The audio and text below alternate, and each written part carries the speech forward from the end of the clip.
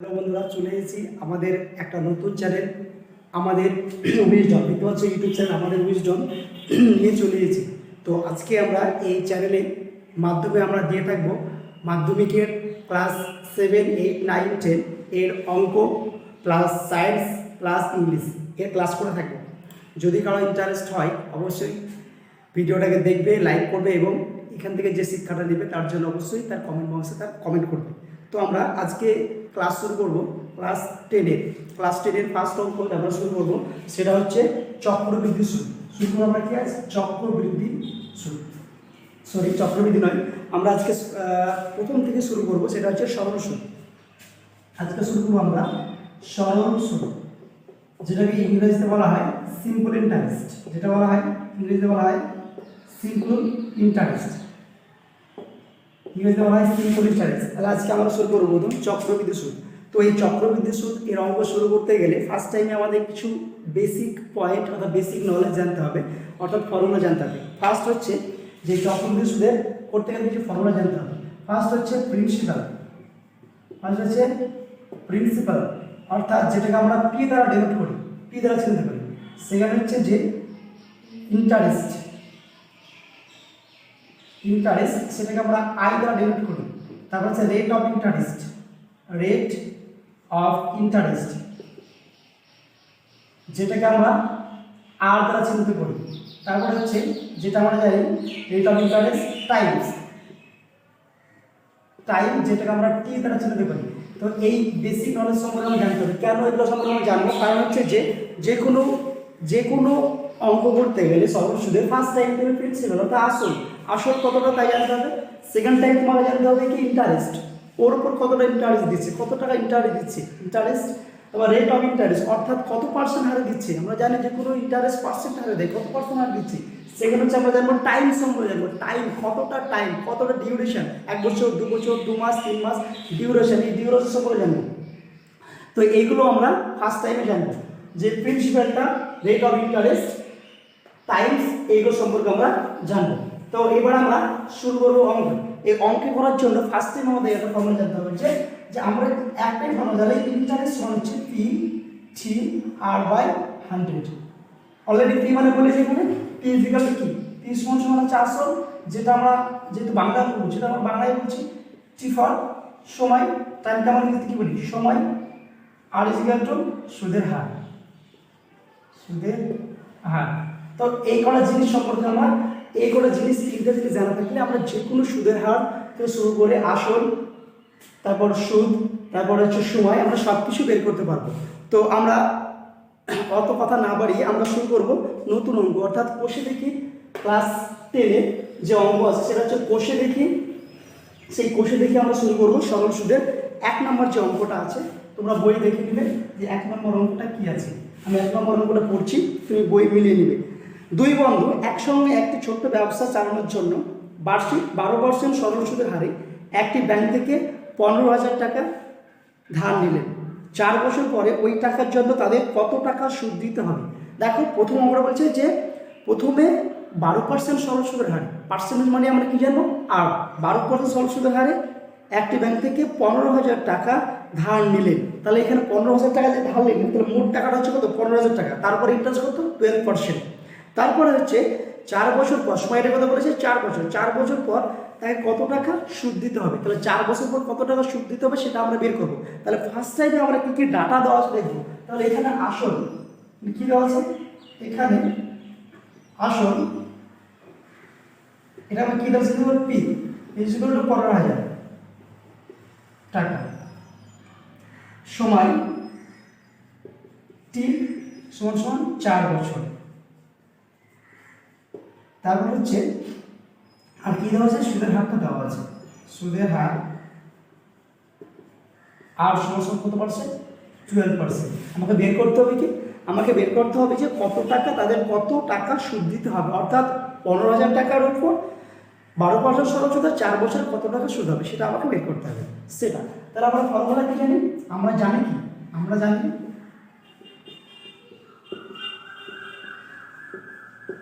আর আমরা জানি কি আই সমান পি টি আর বাই 100।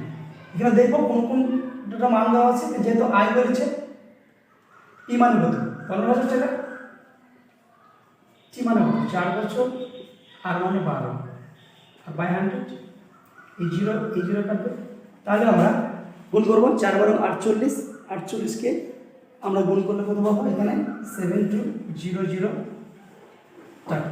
অর্থাৎ যদি আমরা এগুলো গুণ করি তাহলে আমরা কত পাবো 7200 টাকা। তাহলে 4 বছর পর কত টাকা হবে আমার, বা 7,200 টাকা আমাকে দিতে হবে। 15,000 টাকার উপর 4% 12% সরল সুদে 4,200 টাকা দিতে হবে। ওকে, ক্লিয়ার? আমরা চলে যাবো নেক্সট অঙ্ক। যারা অঙ্কটা করে নিতে হবে তারা স্ক্রিনশট মেরে নেবে, ঠিক আছে? আমরা চলে যাবো নেক্সট অঙ্ক।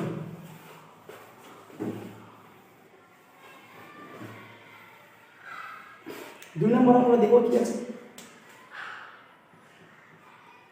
দুই নম্বরে বলেছে যে 2005 সালের 1 জানুয়ারি থেকে 27 মে পর্যন্ত বার্ষিক 6% সরল সুদের হারে 2,000 টাকার সুদ কত হবে? একদম সিম্পল অঙ্ক। বলছে 2005 সাল, ইয়ারটা হচ্ছে 2005, 1 জানুয়ারি থেকে 27 মে পর্যন্ত বার্ষিক 6% সরল সুদের হারে। পাটিগণিত অঙ্ক মানে কি, অঙ্কের মধ্যেই অ্যান্সার ভরা থাকে, অঙ্কের মধ্যেই অ্যান্সার কিন্তু ভরা থাকে, তোমাকে সেটা বের করতে হবে। তাহলে যে 2005 সালে 1 জানুয়ারি থেকে 27 মে পর্যন্ত 6% সরল সুদের হারে 2,000 টাকার সরল সুদ কত হবে? তাহলে ফার্স্ট টাইম এখানে আমার একটাই অপশন আসবে কি, এখানে ফি সমান কত, এখানে আসল ফি সমান কত 2,000 টাকা। আসল ফি সমান হচ্ছে 2,000 টাকা। তারপর এখানে আমার কত দেওয়া হচ্ছে, যে সুদের হারটা কত আছে 6% হার, সুদের হার কত দেওয়া আছে আর সমান 6%। তারপর কি আছে, তারপর কি দেওয়া আছে, এইবার আমাকে একটা জানতে হবে সমান। এই সময়টা দেখো কীভাবে কাউন্ট করবো, সময়টা কিন্তু তোমাকে নির্দিষ্ট করে উল্লেখ করে দেয়নি, তাহলে সময়টা বের করতে হবে কীভাবে। দেখো সময়টা হচ্ছে 1 জানুয়ারি থেকে 26 মে। আচ্ছা 1 জানুয়ারি, তাহলে আমার প্রথম 1 জানুয়ারির পর জানুয়ারি কত মাসে হয় 31 প্লাস ফেব্রুয়ারি মাসে কত হয় আমরা জানি 2005 সালে লিপিয়ার না, তাহলে 28 লিপিয়ার 29 দিন হতো, লিপিয়ার নয়। তারপর হচ্ছে কত জানুয়ারি ফেব্রুয়ারি মার্চ হয় 31-এ, এটা 31-এ হয় প্লাস তারপরে কি আছে, তারপরে মার্চ এপ্রিল মাসটা কত হয় 30, এপ্রিল মাসটা কত হয় 30। তারপর তোমাকে কিন্তু বলে দিয়েছে 26 মে মাসে 26 দিন নিয়েছে মাত্র 26। তাহলে কত হবে এটা যদি আমি যোগ করি তাহলে কত হবে এটা 392 দিয়েছি, 392 দিন। তাহলে 392 দিন, তাহলে এটাকে আমার কী করতে হবে বছর করতে হবে। তাহলে বছর করতে গেলে আমাকে সেটা করতে হবে 365 দিয়ে ভাগ করতে হবে বাই 365। এটা যদি আমি কাটাকাটি করি তাহলে কত হচ্ছে এখানে 2/5 বছর। তাহলে এখানে হচ্ছে 2/5 বছর। তাহলে আমি কত পেলাম, সময়টা কত 2/5 বছর। বাকিটা তো আমার সব জানা। তাহলে টাইম পেয়ে গেলাম, রেট অফ ইন্টারেস্ট পেয়ে গেলাম, সময় পেয়ে গেলাম। তারপর আমাকে বের করতে হবে সুদ, কতটা সুদ হচ্ছে। তাহলে আমরা কি জানি, আমরা জানি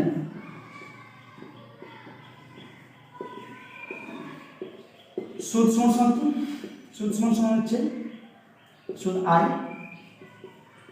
PTR/100। পি এর মান কত 2,000 টাকা, কিন্তু টি মান কত, টি মান বলেছি 2/2 করে আমরা, কিন্তু আর কত এটা 6/100, ফর্মুলা ছিল 100 আর 5টা নিচে আছে। এবার আমরা কাটবো, এটা ছিল ডাবল করবো 4×5 20, 6×12, 6×12, 4×12 48, 4×48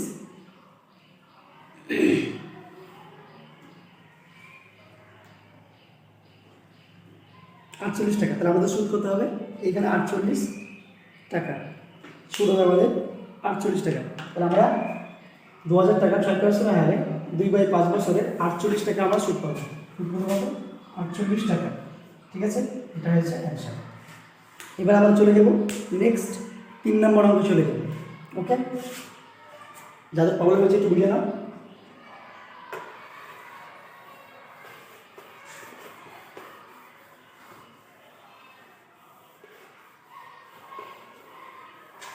নেক্সট 3 নম্বর অঙ্ক কি আছে দেখবো আমরা।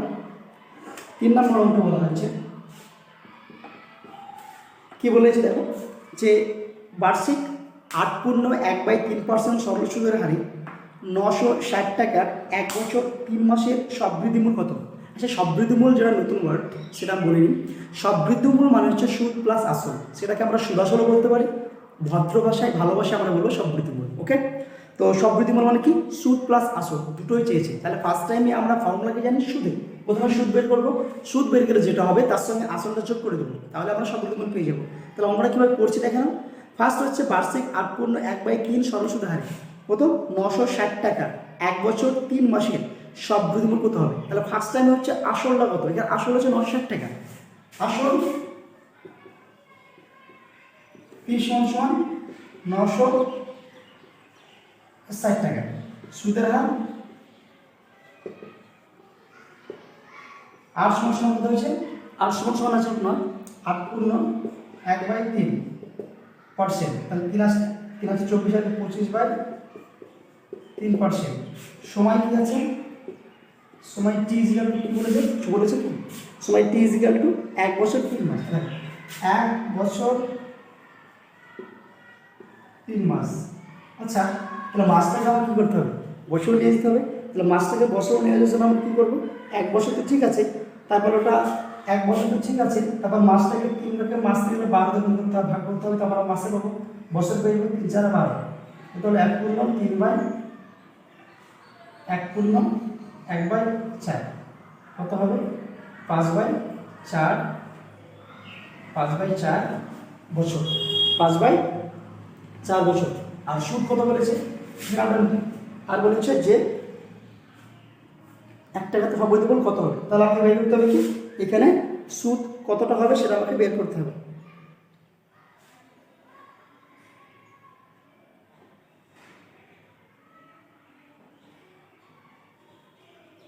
তো ফার্স্টে আমার ফর্মুলাকে জানি আমাকে P I equal to P T R by 100। T মানে কত?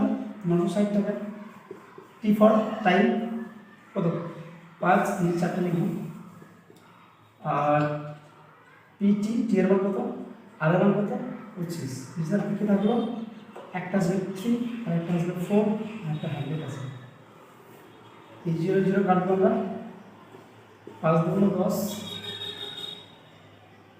ঠিক আছে। তারপরে এখানে 2 কাটো, 4 দুগুণ 8, 5 দুগুণ 96, তাহলে 4 3 48, 16, 4 4 16, 4 200 100 টাকা। কাটাকাটি একটু সমস্যা হলো, দেখে নিবে জায়গার অভাব।